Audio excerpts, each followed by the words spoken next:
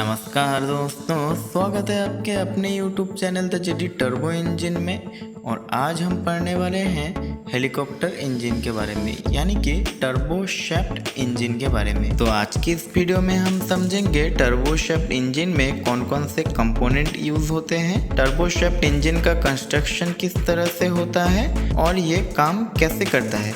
तो वीडियो को पूरा देखना। वीडियो अगर अच्छा लगा हो तो वीडियो को लाइक करना, चैनल पे अगर नए हैं तो सब्सक्राइब कर लेना। तो चलिए वीडियो को शुरू करते हैं बिना किसी देरी के एक छोटे से इंट्रो वीडियो के साथ।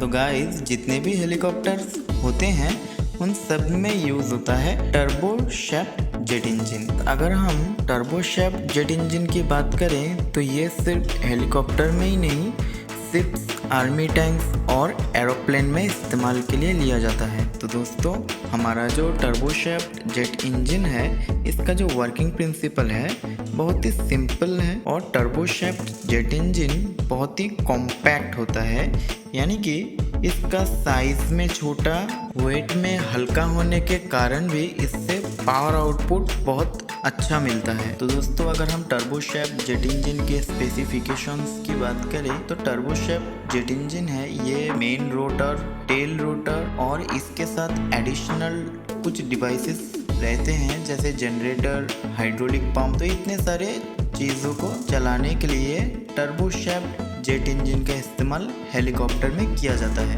तो दोस्तों, चलिए जानते हैं हमारा जो टर्बो शैफ्ट जेट इंजन है इसमें कौन कौन से कंपोनेंट यूज होते हैं। हमारा जो टर्बो शैफ्ट जेट इंजन है इसमें power shaft, power turbine set, compressor with hollow shaft, gas turbine, additional gear box, injectors, तो इतने सारे चीज़ों को हमारे टर्बो शैफ्ट जेट इंजन में इस्तेमाल होता है। तो दोस्तों, जितने भी कंपोनेंट के नाम मैंने अभी बताया, इन कंपोनेंट के बिना हमारा जो टर्बो शैफ्ट जेट इंजन है वो चलेगा ही नहीं। तो दोस्तों, हमारा जो टर्बो शैफ्ट जेट इंजन है इसका कंस्ट्रक्शन किस तरह से होता है चलिए जानते हैं। तो दोस्तों, पहले आता है हमारा पावर टरबाइन। तो पावर टरबाइन के साथ टरबाइन सेट लगा हुआ होता है। इस टरबाइन सेट में दो तरह के ब्लेड लगे हुए होते हैं। जो ब्लेड घूम रहा है शैफ्ट के साथ, उस ब्लेड को बोलते हैं रोटर ब्लेड। और जो ब्लेड फिक्स्ड है, यानी कि घूम नहीं रहा है दूसरे ब्लेड की तरह, उस ब्लेड को बोलते हैं स्टेटर ब्लेड। ये जो हमारे दो तरह के ब्लेड पावर शैफ्ट के साथ लगा हुआ होता है, इसी ब्लेड की मदद से हमारा जो पावर शैफ्ट है वो घूमेगा। तो दोस्तों, हमारा जो स्टेटर ब्लेड होता है इसका जो शेप है थोड़ा सा इस तरह से होता है। इसे इस तरह से क्यों बनाया जाता है, देखिए, इधर से एयर लो प्रेशर फ्लो कर रहा है और इधर से हाई प्रेशर फ्लो कर रहा है। तो हमारा जो एयर है वो इस तरह से इस लाइन से होते हुए धक्का खा के रोटर ब्लेड को घुमाने के लिए इस स्टेटर ब्लेड का डिजाइन इस तरह से बनाया गया है। अगर हम टरबाइन सेट के ऊपर देखते हैं तो उधर कंबशन चेंबर लगा हुआ होता है जिसमें फ्यूल इंजेक्टर और स्पार्क प्लग लगा हुआ होता है। तो हमारा जो फ्यूल इंजेक्टर है वो एयर के साथ फ्यूल को मिक्सिंग कराएगा और जो स्पार्क प्लग है वो हमारे फ्यूल को इग्नाइट करेगा। पर इसे इग्नाइट करने के लिए एयर भी तो अंदर आना चाहिए।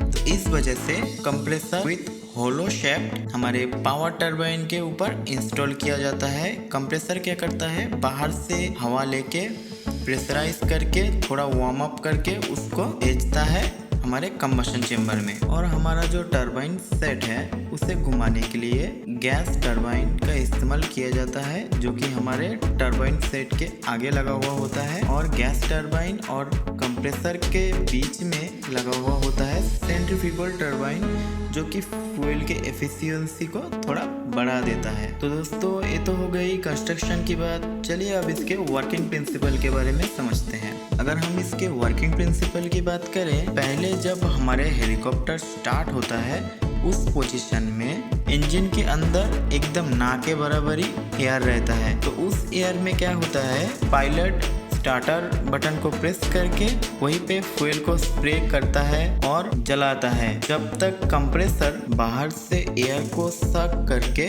कंबशन चेंबर के अंदर नहीं भेजता। इन अदर वर्ड हम ये भी कह सकते हैं, जितनी देर तक हमारा इंजन 45% ऑपरेटिंग स्पीड पे नहीं पहुंचता तब तक जो स्टार्टर बटन है उसको प्रेस करके रखा जाता है। जब हमारे कंप्रेसर का एयर फ्यूल के साथ मिक्सिंग होना शुरू हो जाता है तब स्टार्टर बटन को रिलीज कर दिया जाता है। उसके बाद फ्यूल के साथ मिक्सिंग होके स्पार्क प्लग के द्वारा इसको बार्न कराया जाता है और उससे जो थ्रस्ट प्रोड्यूस होता है वो हमारे टरबाइन सेट को घुमाता है, जिससे हमारा जो पावर शाफ्ट है ये घूम सके और इंजन के एग्जॉस्ट से एग्जॉस्ट गैस निकल जाता है। उसके बाद ये जब अपना हाई स्पीड पे पहुंच जाता है तब इसका जो आरपीएम है वो 46,000 आरपीएम होता है, जो कि बहुत हाई होता है। आपके जानकारी के लिए बता दूं, हमारा जो टर्बो शाफ्ट जेट इंजन है ये जितना भी एयर सक करके इंजन के अंदर भेजता है